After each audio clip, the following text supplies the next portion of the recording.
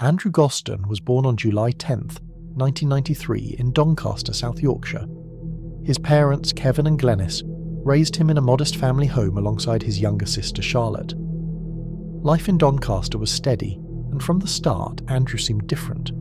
Quiet, thoughtful, and unusually intelligent. By the time he entered school, teachers quickly recognised his ability. He joined a special programme designed for the top 5% of students. Mathematics came almost effortlessly to him, and though he did well in every subject, numbers gave him particular satisfaction. He often breezed through lessons, leaving teachers struggling to keep him challenged. Still, Andrew was not arrogant about his abilities. He was a boy who blended into the background, small in stature and reserved in manner, with a tendency to avoid unnecessary attention. Yet beneath the quiet exterior was a sharp mind, one that dreamed of bigger challenges. His goal, already fixed by his early teens, was to study mathematics at Cambridge. Though brilliant, Andrew was not without difficulties. His eyesight was very poor, and his strong prescription glasses became a permanent fixture. He was also deaf in one ear, something that made him more withdrawn in group situations. Despite these setbacks, he never let his impairments define him. Andrew's interest reflected his personality. He spent hours absorbed in video games, often on his PlayStation Portable, which he carried everywhere. Music fascinated him too, especially heavy metal bands. His school bag, covered in patches of his favourite groups, stood out as one of the few personal statements he made. He had once been a Cub Scout, but a few months before September 2007, he told his father he no longer wished to attend. Andrew had always been dependable and predictable. He told his parents where he was going, kept a perfect school attendance record, and rarely strayed far from home. But around 14, small signs of restlessness began to appear. The summer of 2007 offered a glimpse of Andrew's changing inner world. His parents suggested he take a trip to London to visit his grandmother. He refused. They thought little of it at the time, but in hindsight it suggested a reluctance, or perhaps a quiet independence, growing inside him. As the new school year began in September, Andrew deviated from routine in subtle but noticeable ways. Twice in 1 week, he walked the 4 miles home instead of taking the bus.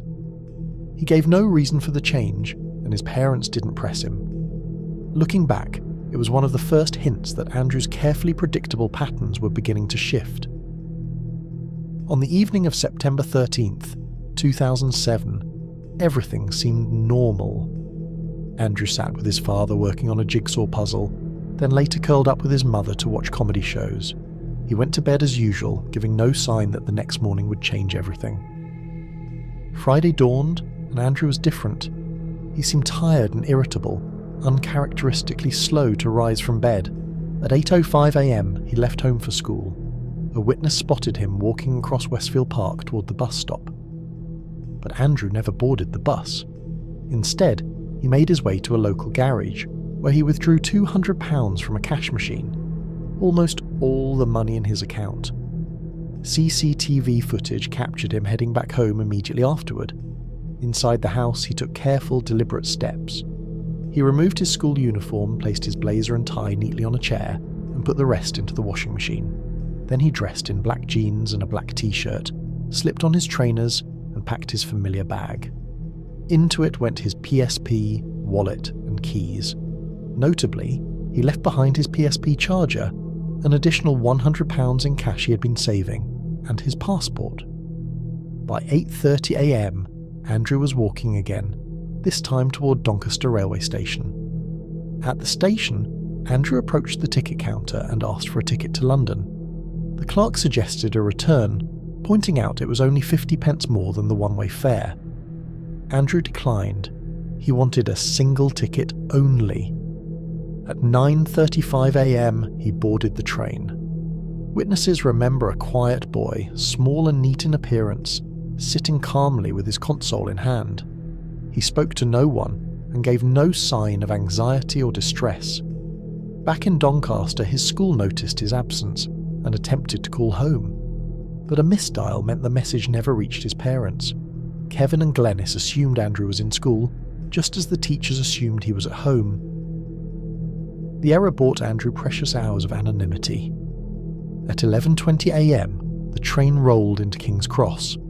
5 minutes later, CCTV captured Andrew leaving the station through the main entrance. He stepped into the noise and bustle of London. From that moment, Andrew Gosden disappeared. At home, the Gosdens went about their day, believing Andrew was either at school or back at the house. It wasn't until evening, when they realised he hadn't come downstairs, that alarm bells rang. They called friends, only to learn Andrew had not been in school at all. At 7 p.m, they contacted the police. Neighbours and relatives joined the search, combing local parks and streets. No one knew that Andrew had already travelled 170 miles away. When police began their inquiries, their first suspicion fell unfairly on the family. Time was lost as Kevin Gosden was treated as a possible suspect.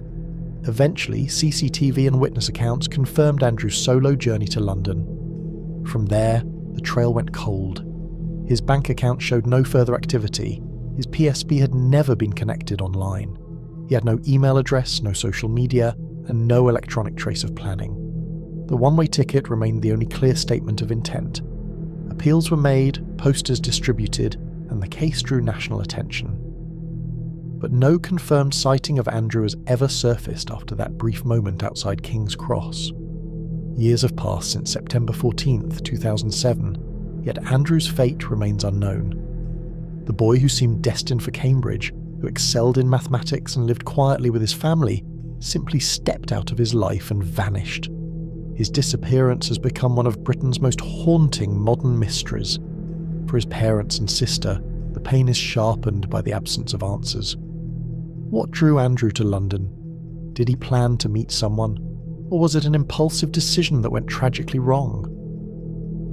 The CCTV footage remains frozen in time. A slim teenager in black, glasses perched on his face, walking calmly out of King's Cross station into the city and into the unknown. The disappearance of Andrew Gosden is not just a case file or a mystery captured on grainy CCTV. It is the story of a boy, bright, reserved, full of potential, who stepped away from the familiar rhythm of his life and walked into silence. What unsettles so deeply about Andrew's case is not simply that he vanished, but that he left so few traces of why. A child so consistent, so dependable, suddenly chose secrecy. His tidy uniform folded away, his blazer draped neatly over a chair, his one-way ticket clutched in hand, all hint at intention, but stop short of explanation. For his family, every day since September 14th, 2007, has been lived in the tension between hope and grief. Every single day feels like a battle. It is a daily struggle for me every morning just to feel like I want to be alive. Andrew was 14 when he went missing. His dad thought he was setting off to school, not knowing their brief goodbye at the door would become a final farewell.